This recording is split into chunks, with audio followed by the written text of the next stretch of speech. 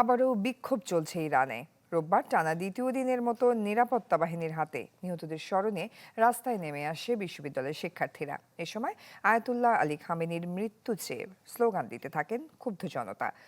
আগের দিন বিক্ষোভ হয়েছে রাজধানীর আরও বেশ কিছু এলাকায়, তবে বিক্ষোভ থেকে কাউকে গ্রেপ্তার করা হয়েছে কিনা তা এখনো স্পষ্ট নয়।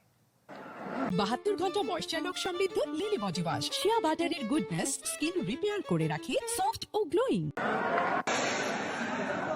এক মাস আগেও সরকার বিরোধী বিক্ষোভে উত্তাল ছিল ইরানের বিভিন্ন শহরের রাজপথ। রক্তক্ষয়ী বিক্ষোভের রেশ কাটতে না কাটতেই ফের বিক্ষোভ পারস্য উপসাগরের দেশটিতে। তবে এবারের আন্দোলনের কাণ্ডারি জেনজি।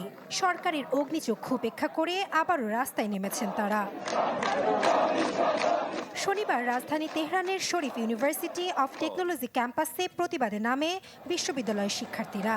এ সময় আয়াতুল্লাহ আলী খামেনিকে স্বৈরাচার আখ্যা দিয়ে তার মৃত্যু চেয়ে স্লোগান দিতে থাকে তারা।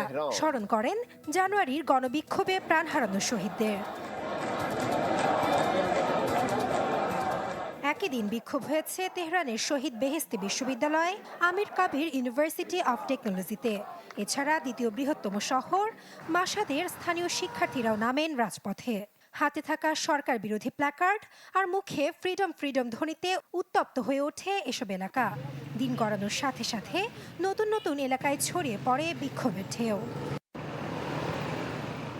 এদিকে রাজধানীর কাছে আরেকটি সমাবেশে সরকারপন্থীরা অবস্থান নিলে শিক্ষার্থীদের সাথে হয় ধস্তাধস্তি। গেল মাসে ডলারের বিপরীতে ইরানি রিয়ালের বড় দরপতনের প্রতিবাদে দেশজুড়ে ছড়িয়ে পড়ে সরকার বিরোধী গণবিক্ষোভ। ক্রমেই আন্দোলন তীব্র হয়ে উঠলে চরম দমন পীড়ন ও বল প্রয়োগ শুরু করে নিরাপত্তা বাহিনী। এ সময় ৩,০০০-এর বেশি মানুষ নিহত হয় বলছে দেশটির সরকারি হিসেব।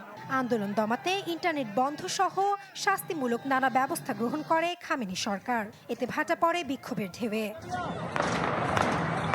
নাসরিন আক্তার, চ্যানেল 24।